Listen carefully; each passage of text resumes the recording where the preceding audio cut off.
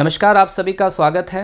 और जैसा कि आप सभी जानते हैं कि देश में कोरोना की जो दूसरी लहर है उसका आतंक लगातार बढ़ता जा रहा है और आतंक इस कदर बढ़ चुका है कि देश का हर वर्ग, चाहे वो किसान है, मजदूर है, व्यापारी है या हमारे स्टूडेंट्स हैं, सभी वर्ग इस बात को लेकर बहुत ज़्यादा चिंतित हैं। और चिंता होना लाजमी भी है क्योंकि जिस कदर से कोरोना ने अपना आतंक पूरे देश के अंदर फैला रखा है, पहले ये कुछ राज्य में था लेकिन अब ये बढ़कर पूरे देश में फैल चुका है। और अभी पिछले 24 घंटे की अगर हम बात करें तो लगभग एक दिन के अंदर 3 लाख से ज़्यादा केसेस आ चुके हैं।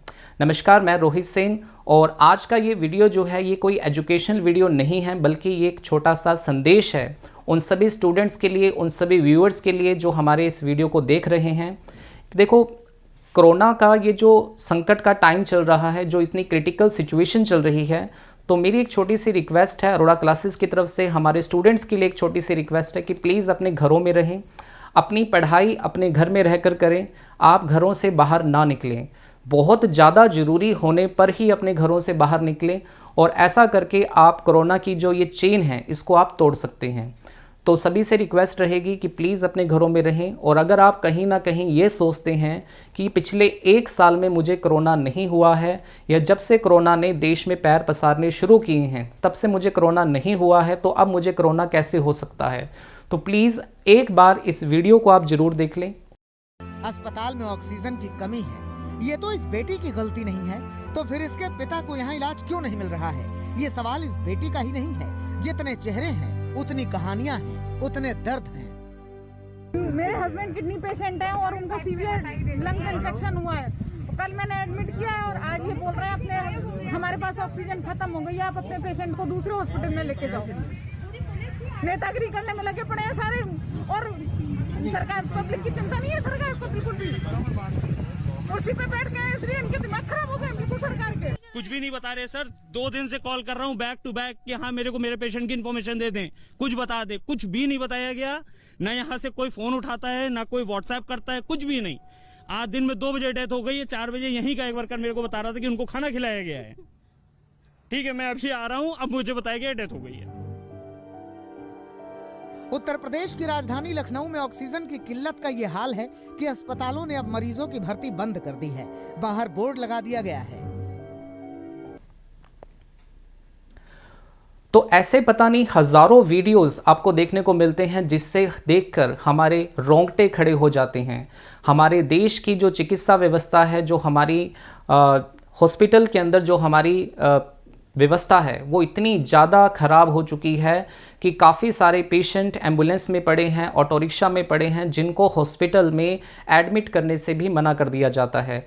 हॉस्पिटल में ऑक्सीजन की कमी है, हॉस्पिटल में बेड्स की कमी है। डेली ऐसी न्यूज़ आप न्यूज़ चैनल पर देख रहे हैं। और अगर आपको लगता है कि आपके शहर के अंदर ऑक्सीजन की व्यवस्था है, अगर आपको लगता है कि आप किसी हॉस्पिटल में अपना अच्छे से इलाज करवा सकते हैं, तभी अपने घरों से बाहर निकले। क्योंकि देखिए, आपकी जो जान है वो सरकार के लिए एक आंकड़ा हो सकती है, लेकिन आपकी जान आपके परिवार के लिए बहुत ज़्यादा कीमती है। तो इस बात को अपने जहन में रखें। और आज के टाइम में एक राष्ट्रभक्ति, देशभक्ति यही है कि आप अपने घरों में रहें। एक टीचर होने के नाते, एक युवा होने के नाते मेरा ये फ़र्ज़ बनता है कि मैं देश के हर एक युवा को जागरूक करूं, हर देश के वर्ग को मैं ये जागरूक करूं कि वो अपने घरों में रहें और अपने आप को सुरक्षित रखें। और आप सभी से निवेदन है कि आप भी अपने घरों के आसपास जो हैं, अपने माता पिता हैं, अपने भाई बहन हैं, अपना आस पड़ोस है, उन सभी में ये मैसेज फैलाएं कि अपने आप को सुरक्षित रखें। कोरोना के जो प्रोटोकॉल्स हैं, चाहे वो मास्क लगाना है या फिर 6 फुट की दूरी पर रहना है, भीड़ वाली जगह पे नहीं जाना है, आपने ऐसे मैसेजेस से लोगों को प्रेरित करें, उनको बताएं कि कोरोना किस कदर खतरनाक होता जा रहा है। और इस खतरनाक स्थिति के अंदर अगर आप कहीं बीमार पड़ गए, अगर आपको कहीं कोरोना हो गया, तो एक बार ये वीडियो जो मैंने आपको दिखाया इसे देख लें कि सिचुएशन जो है वो कितनी वर्स्ट हो गई है पूरे देश के अंदर। और इस वर्स्ट सिचुएशन का सिर्फ एक ही हल है कि आपको अपनी सुरक्षा खुद करनी है। सरकार बार बार आ रही है, सरकार बार बार ये कह रही है कि हमारे हाथ में कुछ नहीं है, हमारे हाथ से स्थिति जो है वो निकलती जा रही है। और ऐसी स्थिति में सरकार आपसे सिर्फ एक ही बात कहना चाहती है, भाई अपनी सुरक्षा आपको खुद करनी है। तो इस बात को आप युवा होने के नाते आपकी ये जिम्मेदारी बनती है कि आप अपने समाज के अंदर, अपनी सोसाइटी के अंदर, आपके मोहल्ले के अंदर इस बात को फैलाएं, इस बात से लोगों को जागरूक करें। जो लोग अभी भी इसे एक मजाक मानते हैं, प्लीज़ उन्हें इस बारे में समझाएं। और सबसे इम्पोर्टेंट जो बात है वो ये है, देखिए कि जो स्टूडेंट्स हैं हमारे, जो अपनी कॉम्पिटिटिव एग्ज़ाम्स की तैयारी कर रहे हैं, उन सभी से भी गुजारिश है, देखो आपकी जो भी पढ़ाई है आप ऑनलाइन कीजिए। आप ऑनलाइन पढ़ाई कर रहे हैं, अरोड़ा क्लासेस जो है वो हमेशा अपने स्टूडेंट्स के साथ खड़ा रहा है, चाहे वो पिछला कोरोना का पीरियड रहा हो जब 6-7 महीने का लॉकडाउन सभी देश ने देखा, उस दौरान भी अरोड़ा क्लासेस ने फ्री ऑफ कॉस्ट यूट्यूब पर आपके साथ मिलकर बच्चों को प्रेरित करने का काम किया, उन्हें मोटिवेट करने का काम किया, उन्हें पढ़ाने का काम किया है, और वो काम अभी भी जारी है।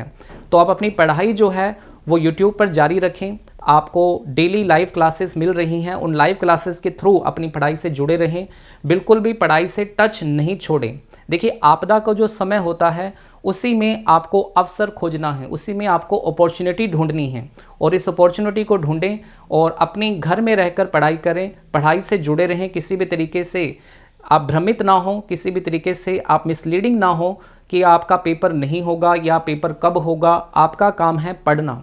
किसी ने कहा है, गीता में कहा गया है कि कर्म करते जा, फल की इच्छा मत करो। तो आपका कर्म है पढ़ाई करना, आप पढ़ाई करते जाइए।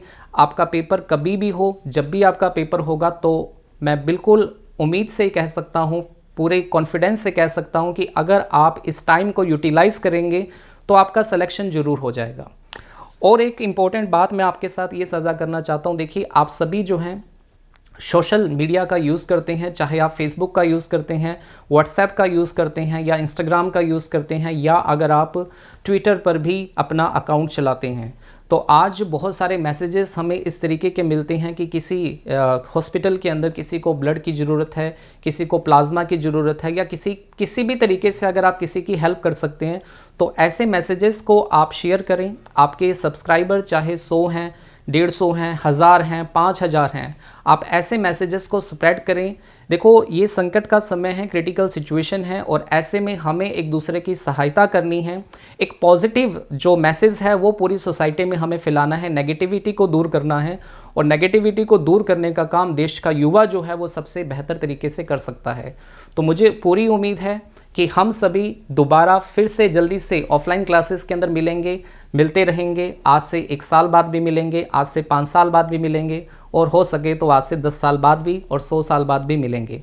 तो सभी स्वस्थ रहें, अपने घरों में रहें, सेफ रहें, अपने आप को भी सेफ रखें और दूसरों को भी सेफ रखें, ठीक है। और उम्मीद करता हूं कि आप सभी इस मैसेज को स्प्रेड करने में मेरी हेल्प करेंगे, आप अपनी सोसाइटी के अंदर इस मैसेज को स्प्रेड करने में मेरी हेल्प करेंगे। तो सभी का बहुत बहुत धन्यवाद, और सभी सुरक्षित रहें, घरों में रहें, मास्क का यूज़ करें और 6 फुट की दूरी बनाए रखें। अपने हाथों को बार बार वॉश करें ताकि आप कोरोना से बच सकें, और आपके साथ साथ आपका परिवार जो है वो आपको हंसता हुआ देख सके। धन्यवाद।